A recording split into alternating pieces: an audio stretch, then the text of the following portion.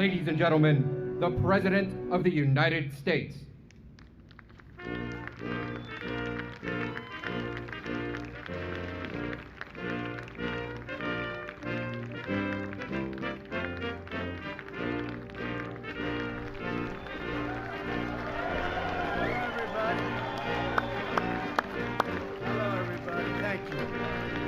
Thank you very much, everybody. Please. That's a nice crowd on a nice, cool day. It's beautiful, though. Might be hot, but it's beautiful. We're here today to celebrate and expand our historic campaign to rescue American workers from job-killing regulations. Before I came into office, American workers were smothered by merciless avalanche of wasteful and expensive and intrusive federal regulation. These oppressive, burdensome mandates were a stealth tax on our people, slashing take-home pay, suppressing innovation, surging the cost of goods, and shipping millions of American jobs overseas. Millions and millions and millions. It never ended. Nearly 4 years ago, we ended this regulatory assault on the American worker, and we launched the most dramatic regulatory relief campaign in American history by far. No other administration has done anywhere near. Thank you. At the heart of this effort was a revolutionary promise. For every one new regulation issued, we pledged that 2 federal regulations would be permanently removed. We not only met that ambitious goal, which at the time people said was impossible, we vastly exceeded it. For every one new regulation added, nearly 8 federal regulations have been terminated. It's been an incredible achievement. As you can see behind me, we have removed the gigantic regulatory burden Americans have been forced to carry for decades, freeing our citizens to reach their highest potential. Our historic regulatory relief is providing the average American household an extra $3,100 every single year. And we're going up from that number. We're going up from that number. Think of that. $3,100 per household. Joining us today is Vice President Mike Pence. Thank you, Mike. Commerce Secretary Wilbur Ross. Wilbur, thank you very much. Labor Secretary Eugene Scalia. Thank you. Thank you, Eugene. Health and Human Services Secretary Alex Azar. Thank you, Alex. Transportation Secretary Elaine Chao. Thank you, Elaine. We had a great day in Georgia yesterday, cutting regulations like nobody's ever seen before. EPA Administrator Andrew Wheeler. Thank you, Andrew. Thank you very much. OMB Acting Director Russ Vought. Thank you, Russ. And Small Business Administrator, I love her name, Jovita Carranza. Jovita, thank you. Thank you. And CMS Administrator Seema Verma. Thank you, Seema. Great people. Those are great people. They're doing an incredible job. I also want to thank the many state and local tribal leaders who join us in this great cause. Thank you very much, and thank you for being here. We appreciate it. Thank you all very much. What we have achieved together is truly without precedent. Never happened before. The previous administration added over 16,000 pages of heavy-handed regulations to the Federal Register. That's why nothing got done. Under my administration, we have removed nearly 25,000 pages of job-destroying regulations, more than any other president by far in the history of our country, whether it was 4 years, 8 years, or in one case, more than 8 years.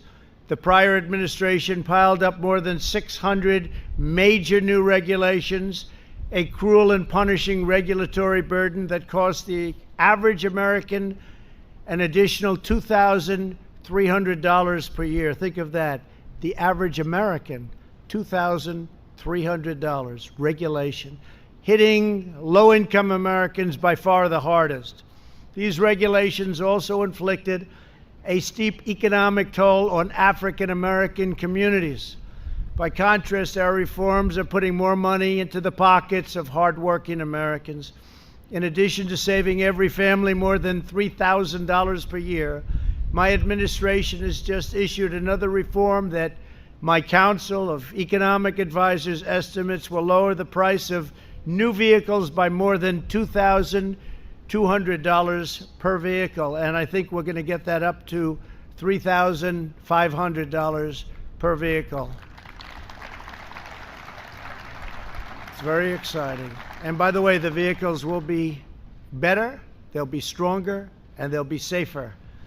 Our regulation cuts are also delivering massive savings on broadband internet services, and some home energy bills will be really historically cut. It's actually amazing.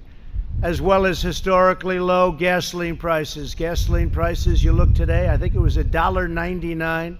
At the same time, we saved our oil companies. We're now the largest, since we've been here, the largest energy source in the world. Nobody's even close, so it's great. But we saved them. They had a hard time a number of months ago, and frankly, for a long time, but we've saved them.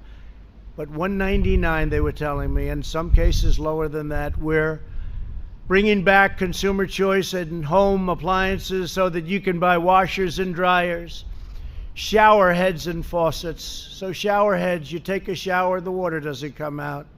You want to wash your hands, the water doesn't come out. So what do? You just stand there longer, or you take a shower longer? Because my hair, I don't know about you, but it has to be perfect. Perfect.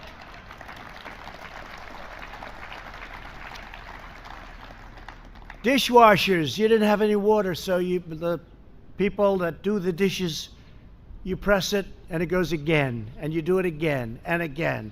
So you might as well give them the water, because you'll end up using less water. So we made it so dishwashers now have a lot more water, and in many places, in most places of the country, water is not a problem. They don't know what to do with it. It's called rain. They don't have a problem. And old-fashioned incandescent light bulbs, I brought them back. They have two nice qualities. They're cheaper and they're better. They look better. They make you look so much better. That's important to all of us. But they're better and much cheaper. And they were mandated out, legislated out, and we brought them back, and they're selling like hotcakes. We stopped the egregious abuse of the Clean Water Act, which extreme activists have used to shut down construction projects all across our country. When I signed that legislation, I had many farmers and construction people standing behind me. People that haven't cried since they were a baby, some of them never even when they were a baby, and they were crying. Many people were crying. We gave them back their life. They took away their land. They took away their rights. They took away their life. By reining in EPA overreach, my administration has returned the agency to its core mission of ensuring clean air, clean water, and a truly pristine natural environment. Our air now and our water is as clean as it's been in the last 4 decades.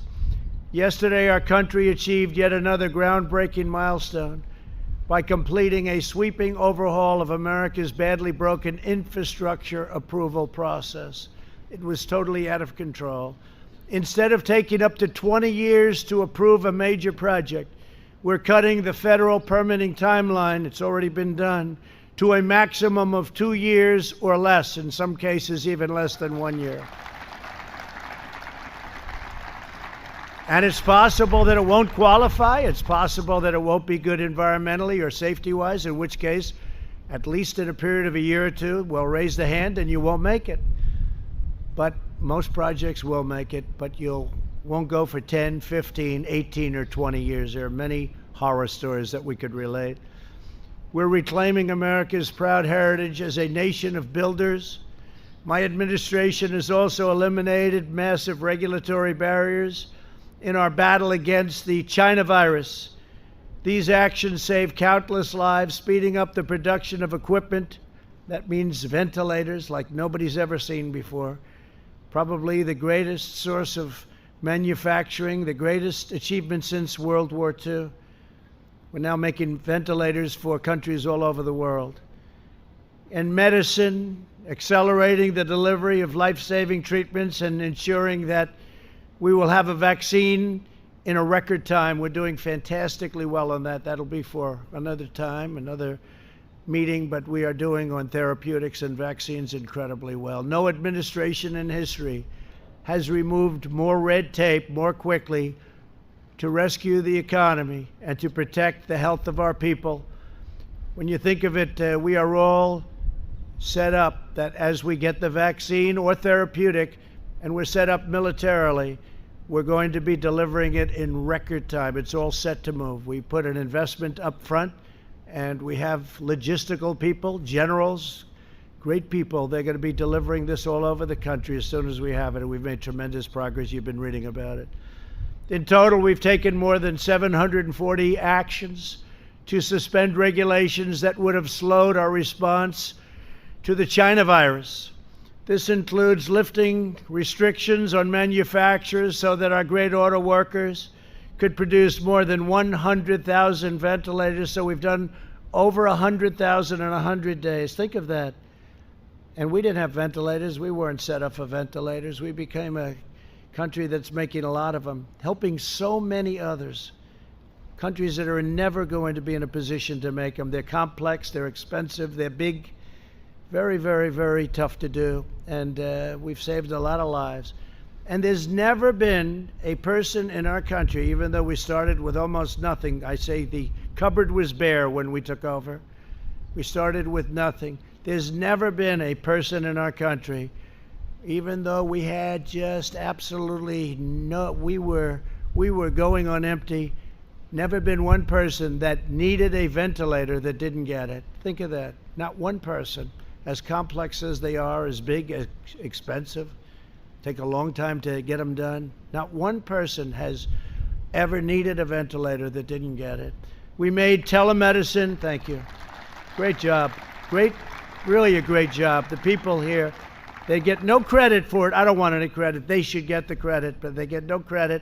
But we've done a great job helping so many other countries now. We made telemedicine available to all American patients and allowed doctors to work across state lines.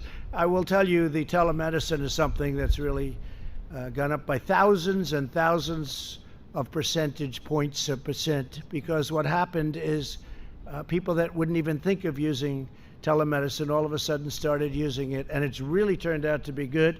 Really, really turned out to be good, and it solved a lot of problems. So that's something, there's been great advancement. Furthermore, I've ordered federal agencies to look for ways to make these healthcare reforms totally permanent.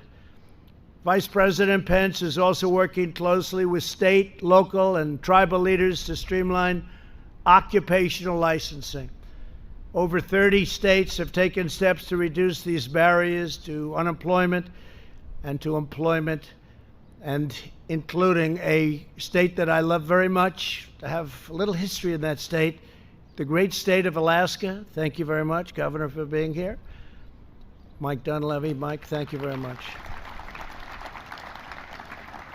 In Idaho, Governor Brad Little, who is here today with us as well, set a new record for regulatory relief. Good job, Brad. Good. Good governor. Great governor. Two great governors. The American people know best how to run their own lives. They don't need Washington bureaucrats controlling their every move and micromanaging their every decision. With each regulation we cut, we are not only returning the money and the power to our citizens, we are draining the Washington swamp, and they're not happy about it, I can tell you that. I think you know that. The swamp was deep, I just didn't know how deep. Deeper than I thought. Joining us today are a few of the countless Americans who are personally benefiting from our pro-worker reforms.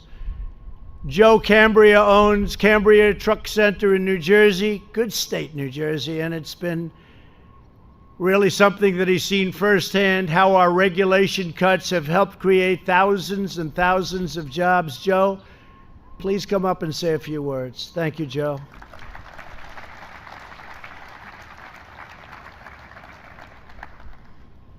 Thank you, Mr. President.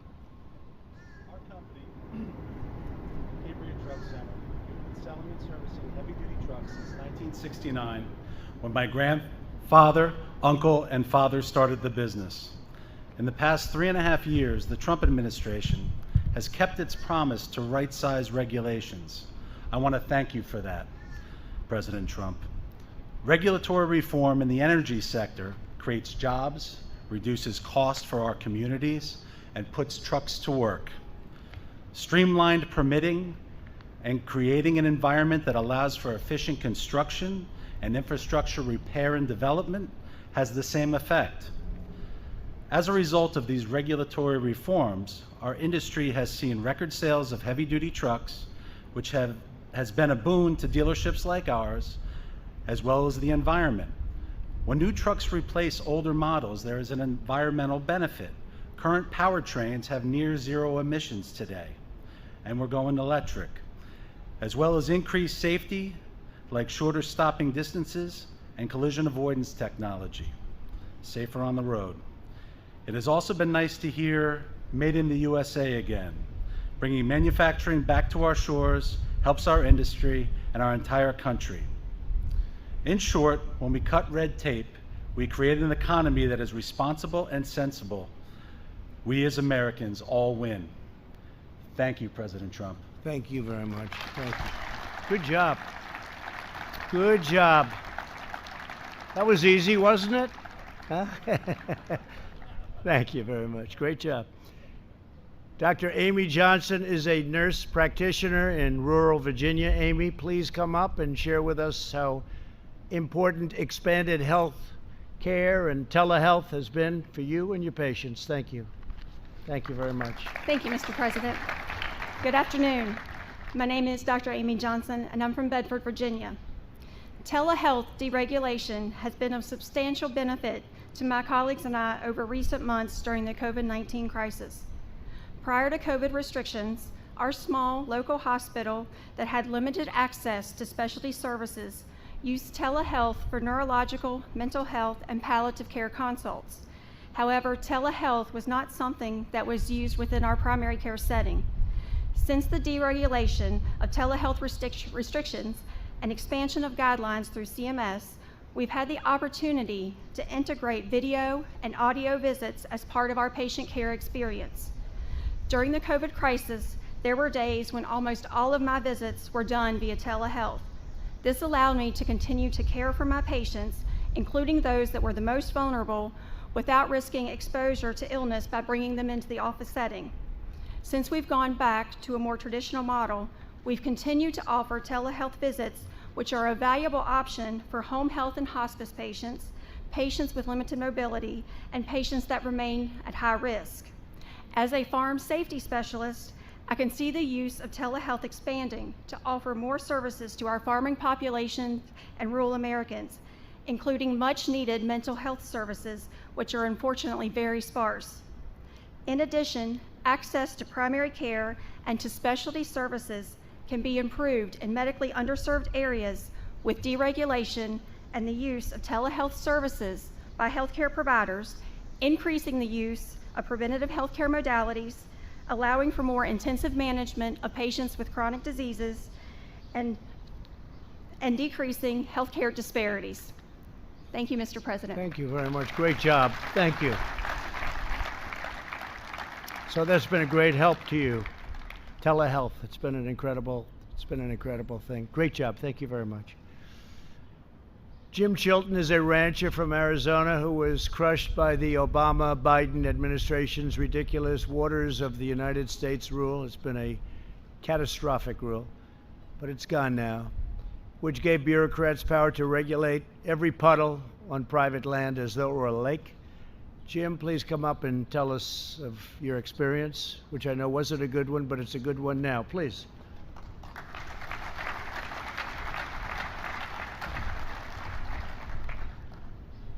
I appreciate the invitation, President Trump, to be here.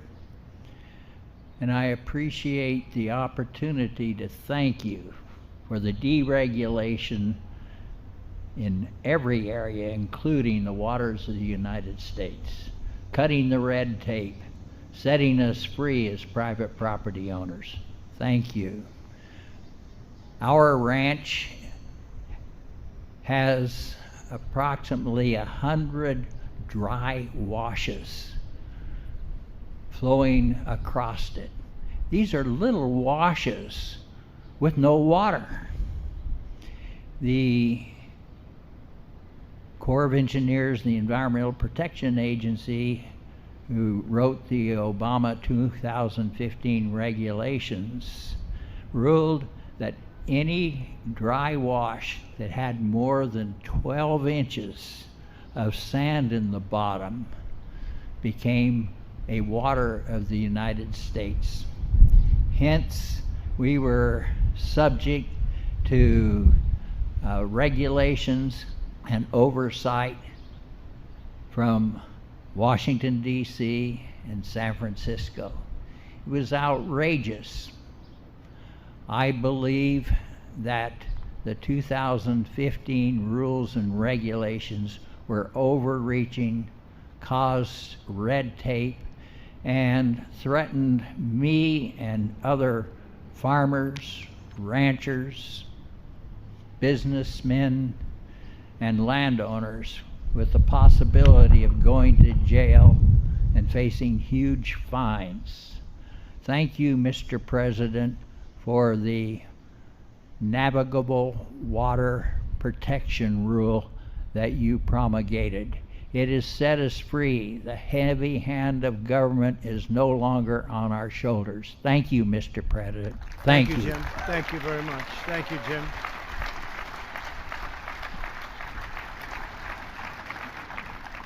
That was my honor, Jim, and thank you very much. It's terrible. It was that you had to suffer so long. They took your property away from you.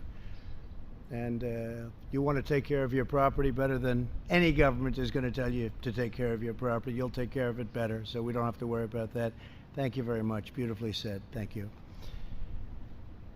I want to, just as president, say that I will always fight to defend your rights and your freedoms.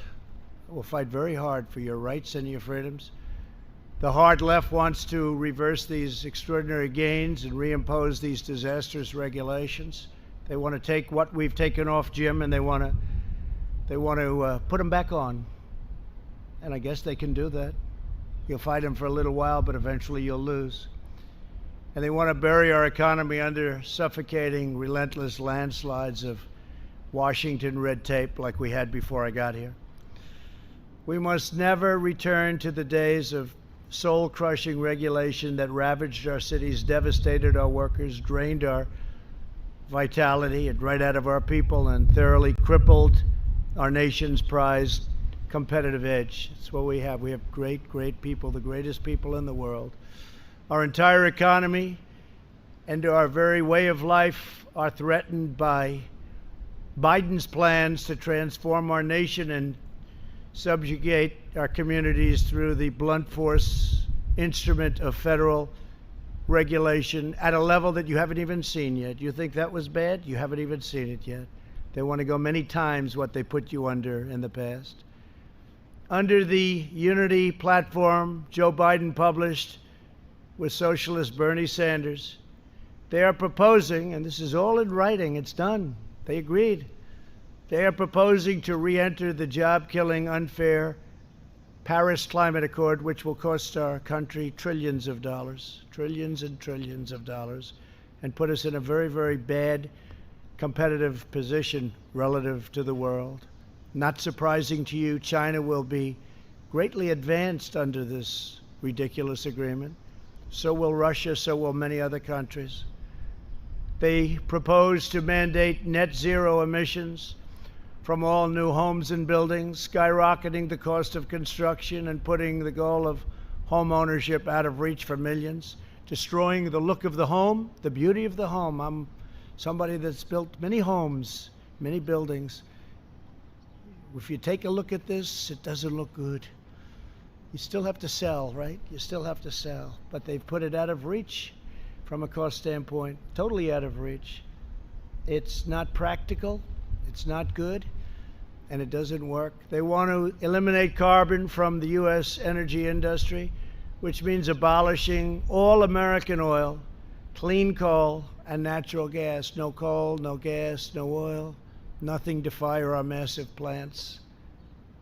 The result of this federally mandated shutdown would be the wholesale destruction of the entire energy industry and many other industries, the economic evisceration of entire communities, and the unfettered offshoring of millions of our best jobs to foreign countries and foreign polluters.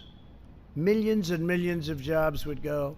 Thousands and thousands of countries would be at a level that you've never seen. Companies would be disappearing left and right, just like they did with NAFTA, which we terminated for the USMCA, which is another beauty that we've done, not for now, but another great beauty. But thousands of companies, plants, factories would be closed. Under this dismal future, energy would be unaffordable for the vast majority of Americans, and the American dream would be sniffed out so quickly and replaced with a socialist disaster. The Democrats in D.C. have been and want to, at a much higher level, abolish our beautiful and successful suburbs by placing far-left Washington bureaucrats in charge of local zoning decisions. They're absolutely determined to eliminate single-family zoning, destroy the value of houses and communities already built, just as they have in Minneapolis and other locations that you read about today. Your home will go down in value and crime rates will rapidly rise. Joe Biden and his bosses from the radical left want to significantly multiply what they're doing now. And what will be the end result is you will totally destroy the beautiful suburbs. Suburbia will be no longer as we know it. So they wanted to defund and abolish your police and law enforcement, while at the same time destroying our great suburbs. The suburb destruction will end with us. Next week, I will be discussing the AFFH rule. AFFH rule, a disaster. And our plans to protect the suburbs from being obliterated by Washington Democrats, by people on the far left that want to see the suburbs destroyed, that don't care. People have worked all their lives to get into a community, and now they're going to watch it go to hell. It's not going to happen, not while I'm here. The Biden-Bernie plan would also use the weapon of federal regulation to tie the hands of our police departments by abolishing cash bail. Think of that. Think of that. Bail. No problem. They killed somebody, let them out. Take a look at what's happening. Crime in New York City up 368% from just a short while ago. They got rid of a lot of police, and they're in the process of doing it $1 billion. They probably want to abolish. It's not even believable.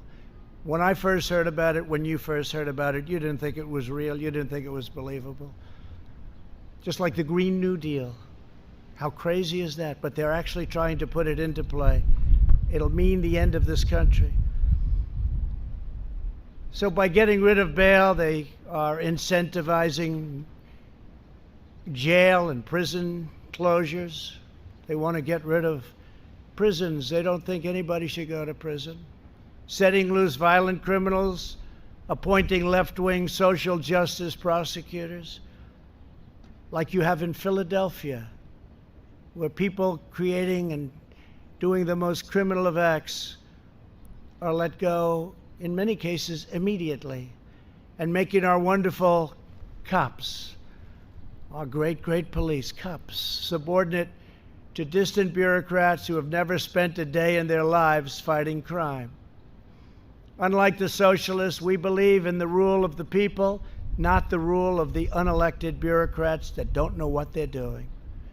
We believe in the dignity of the individual, not the iron grip of the state. Our regulatory reforms are vital, not only to the success of our economy, but the strength of our democracy and the survival of liberty itself. My administration will continue pressing forward until we have made every last vestige of Washington fully, completely, and totally accountable to the citizens of the United States. We are putting our faith in the workers who power our country, the doctors who care for our country, the truckers who sustain our country, and the farmers and ranchers who preserve our country in all of its majestic beauty. The American people are the ones who made our nation great, and together we will make it greater by far than ever before. God bless you, and God bless America. Thank you very much for being with us. Thank you very much. Thank you. Thank you very much. Thank you.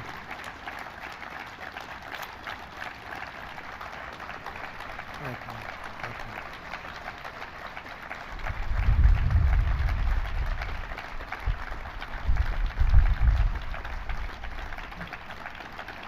Thank you very much.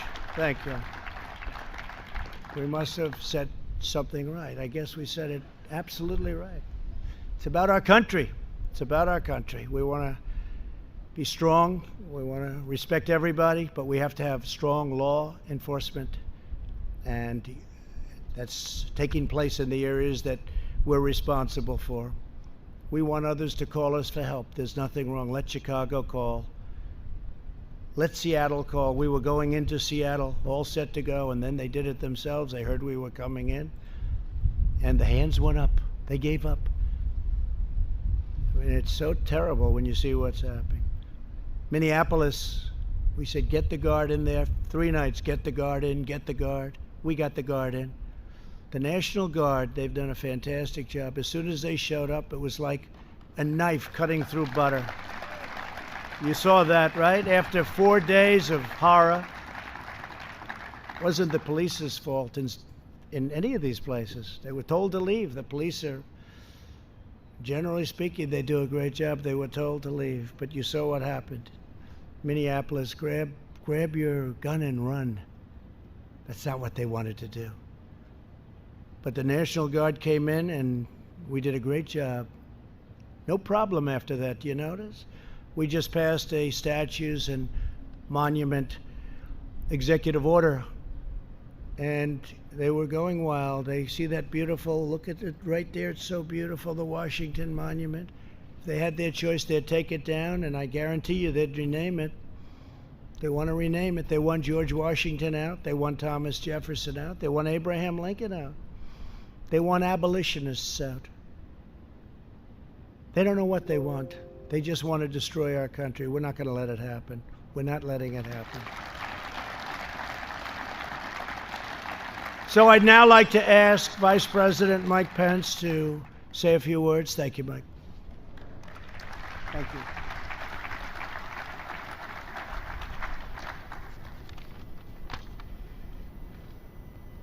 Thank you, Mr. President. It's a privilege to be with you today. Thank you for bringing together all these great, hardworking Americans, to be able to hear their stories, to be able to reflect on the fact that before the coronavirus hit our country, thanks to your leadership, we built the strongest economy in the history of the world.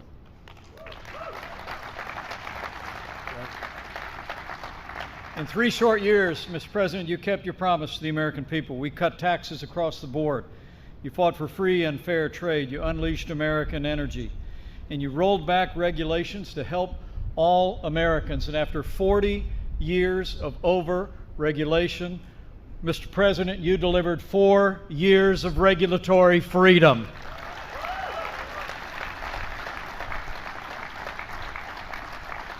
And in our first 3 years, the results were extraordinary. Businesses large and small created 7 million new jobs. Wages rose at their fastest pace. In more than 10 years, 2 million Americans were lifted out of poverty, 7 million Americans lifted off of food stamps, and the highest median income in the history of our country. And Mr. President, as you just reflected, a centerpiece of that was lifting red tape off the American people and American free enterprise. I remember those days in the campaign 4 years ago when you promised that for every new regulation, we'd eliminate 2 rules off the Federal Register. But as you just said, Mr. President, for every new regulation put on the books, you actually repealed nearly 8 regulations off of the American people and the American economy. And this president has already signed more bills rolling back federal red tape than any president in American history.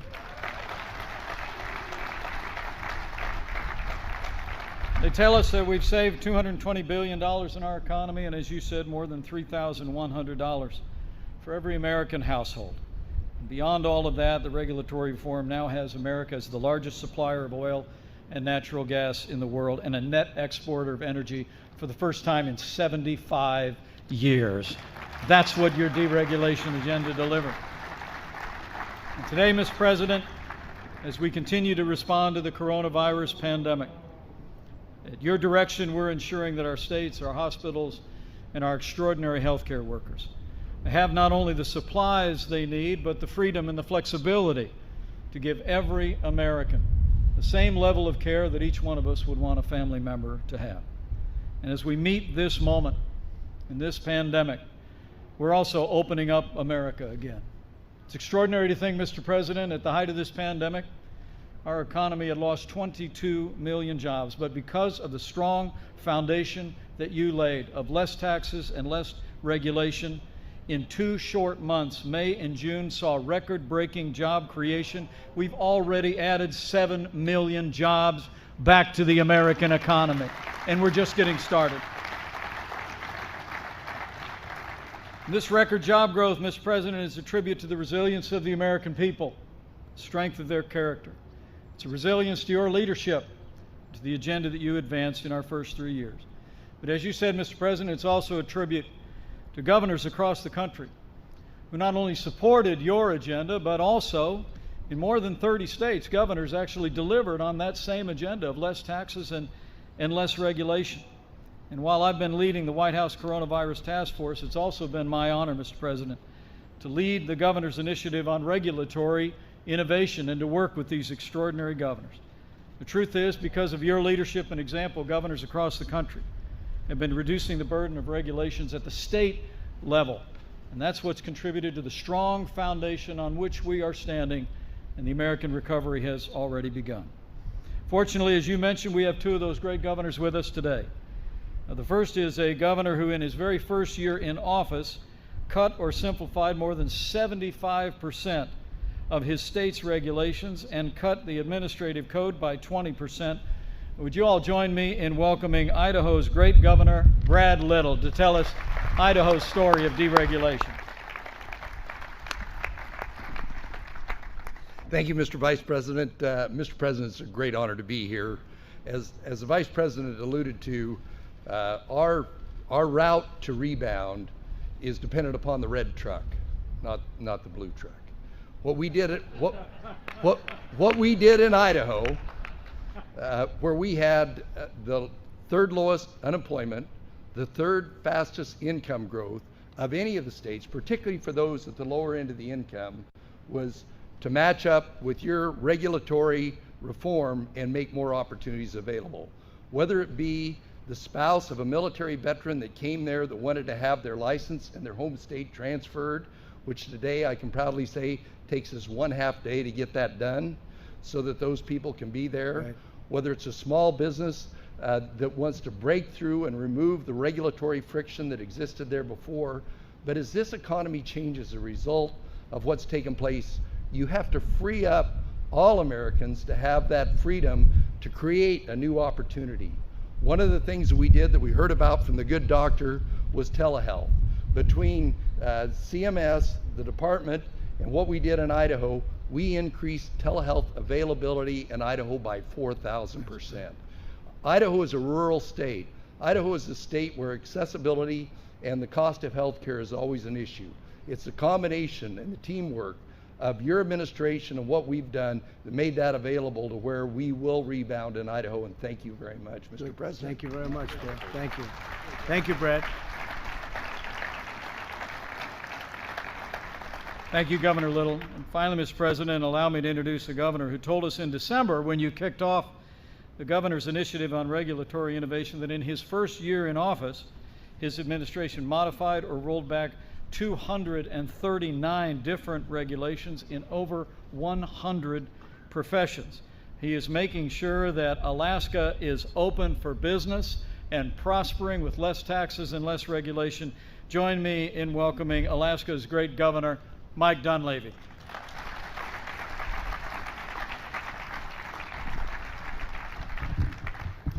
Thank you, Mr. Vice President, and thank you, Mr. President, for having us here today. What you've done here for us, for governors and the people of this great country, and Alaska, we are part of the great country, by the way, Mr. President. You know that. You are. The President has been up in our state. We've met at least 8 times, and when he stops over in Anchorage, Alaska on his trips, he always wants to meet, and the first thing he says is, can we meet the troops, and what do you need in the state of Alaska? This is a small state population-wise, way up north, but this President sees the importance of that state and its people. This is really about hope, Mr. President, restoring hope and opportunity, and this is what you've done. This is really about the art of the possibility. As the previous Governor Little said, this is what you've done is historic, and it's going to continue to be historic.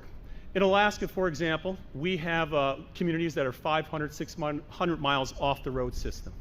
The telehealth regulations that have been put in place now are not only going to be good for medicine, but they're going to save lives as a result of the work that you and your team have done. We look at our resource development. We look at businesses, small and big, and you've renewed hope that it is possible to achieve the American dream. These regulations over the past 40 years have really, in many respects, killed the American dream. As you said, strangled the American dream.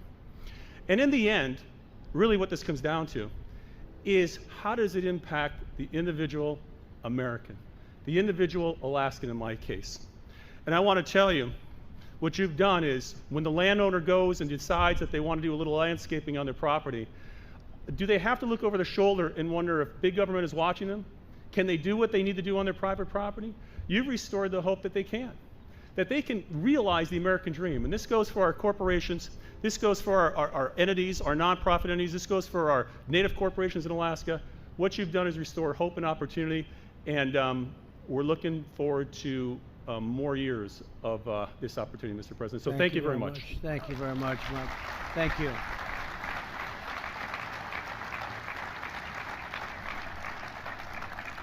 So we have many exciting things that we'll be announcing over the next 8 weeks, I would say.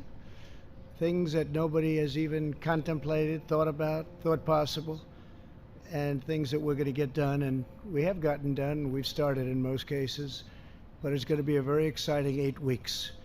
8 weeks, like I think, Mike, we can honestly say nobody's ever going to see 8 weeks like we're going to have.